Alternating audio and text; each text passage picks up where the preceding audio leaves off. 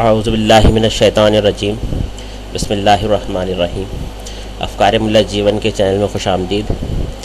آج کا lecture number ہے 36، لیکچر نمبر 36۔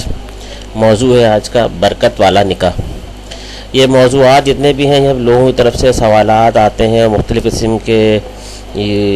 کوئریز آتی ہیں مختلف قسم کے، تو اسی حوالے سے یہ ترتیب دیا جاتا ہے۔ تو کچھ باتیں اور واقعات سامنے آئے تھے تو اسی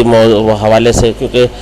بیسیکلی اور بنیادی طور پر یہ جو لیکچر ہے بنیادی طور پر یہ کامن سینس کے حوالے سے ہے۔ اور کامن سینس بھی کیا ہے کہ یہی کامن سینس کہ ہمارا ماضی اسی بر صغیر میں کچھ عرصے پہلے تک ہماری مسجدیں اور ہمارے مسلمان لوگوں کے اوپر سے فرقہ وارانہ لیبل موجود نہیں تھا۔ تو اللہ کرے دوبارہ سے یہ فرقہ وارانہ لیبل ہمارے مساجد سے ختم ہو جائے اور ہمارے اوپر سے یہ فرقہ وارانہ لیبل ختم ہو جائے اور ہم صرف مسلمان ہوں اور ہماری مسجدیں بھی صرف مسلمان مسجدیں کہلائیں، کسی فرقہ وارانہ نام کی مسجد نہ کہلائے۔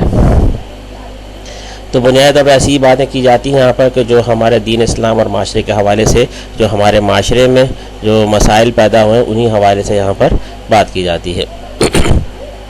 تو یہاں پر اسی بات کو موضوع سے پہلے حضور اکرم صلی اللہ علیہ وسلم کا ارشاد مبارک ہے، جس کو سبھی جانتے ہیں، نکاح کرنا میری سنت ہے۔ تو یہاں پر اس بات کو دلیل کے طور پر بھی سمجھ لیں، کچھ سمجھنے کی بھی ضرورت ہے کہ یہاں وہی والی بات کہ کامن سینس حضور اکرم صلی اللہ علیہ وسلم کی پوری 24 گھنٹے کی زندگی کے سارے اعمال ہی سنت ہیں، مگر خصوصیت کے ساتھ اس کو بیان کرنا کی کیا سنت نظر آئی کہ یہ بیان کرنا کہ نکاح کرنا میری سنت ہے، ورنہ اور بھی نماز پڑھنا، روزے رکھنا، زکوٰۃ دینا، حج کرنا اور دیگر جہاد کرنا بھی سنت کو کہا جاتا ہے، اس کو خصوصیت کے ساتھ سبھی سنت ہے، اس کو بیان کرنا اس پر کیا خاص عمل ہے، اس کا خاص اثر جو ہے وہ معاشرے کی تعمیر میں پڑتا ہے۔ معاشرے کی تعمیر اور معاشرے کی تخریب اس عمل سے ہی ہوتی ہے۔ حضور اکرم صلی اللہ علیہ وسلم نے نکاح کو آسان کیا اور زنا کو بند کیا۔ یہاں پر ہمارے پاس نکاح جو ہے وہ اس کو آسان بنانے کی ضرورت ہے، اور اسی حوالے سے یہاں پر بات کو کیا جا رہا ہے کہ یہ نکاح جو ہے وہ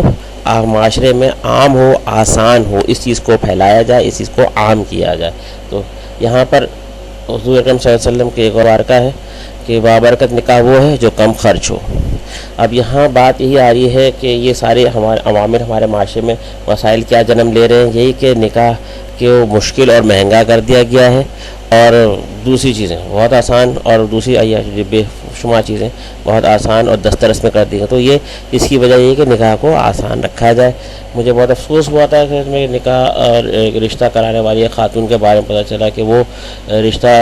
متوسط گھرانے سے رشتہ کراتی ہیں تو لڑکی والوں سے 70,000 روپے انہوں نے رشتہ لگوانے کے لیے۔ مجھے بڑی حیرت ہوئی اور بہت غصہ بھی آیا، افسوس بھی ہوا کہ یہ ایسے متوسط گھرانوں سے اتنی بڑی رقم وصول کرنا جو کہ بہت بڑا ظلم ہے، اور بہت افسوس ہوا مجھے اس معاملے پر۔ اور اس سے بڑھ کر معاملہ یہ ہوا کہ ایک خطیب و امام صاحب کے بارے میں پتہ چلا کہ جو لوگ ان کے مسجد میں آ کر کے وہاں نکاح پڑھواتے ہیں، تو نکاح پڑھوانے کے جاتے نہیں ہیں بلکہ وہ اس مسجد میں آ کے لوگ نکاح پڑھواتے ہیں، وہ نکاح پڑھانے کے 20,000 روپے فیس ہے ان کی۔ تو یہ دونوں باتیں سن کے مجھے بہت افسوس اور حیرت ہوئی کہ نکاح جس کو اتنا آسان ہونا چاہیے ہمارے معاشرے میں، جو آدمی آسانی کے ساتھ اور عافیت کے ساتھ نکاح کرنا چاہتا ہو، تو اس کے لیے اتنے سارے اخراجات اس معاشرے میں اس طرح پر لگا دیے گئے ہیں جو کہ اس کی زندگی کو کہاں سے کہاں پہنچا دیں گے اور معاشرے میں کو تخریب کی طرف لے جائیں گے، تعمیر کے بجائے تخریبی عمل کی طرف ان کو لے جانے والے بن رہے ہیں۔ تو ان سب چیزوں کی فکر کی ضرورت ہے کہ یہ سب چیزیں ہم اپنے معاشرے سے اس کو ختم کرنے کی کوشش کریں، نکاح کو آسان کریں، بابرکت کریں۔ جو حضور اکرم صلی اللہ علیہ وسلم کا ارشاد مبارک ہے کم خرچ ہو تو کم خرچ، تو ہم نے اس کو ایسا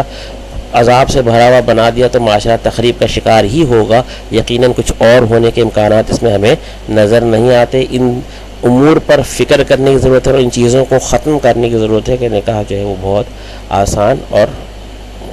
کم خرچ ہو، کیونکہ حضور اکرم صلی اللہ علیہ وسلم کا ارشاد مبارک ہے کہ وہ بابرکت ہونا چاہیے۔ تو بابرکت انہی معنوں میں ہو سکتا ہے اگر ان چیزوں کو ہم آسان سے آسان بناتے جائیں۔ وآخر دعوانا الحمدللہ رب العالمین۔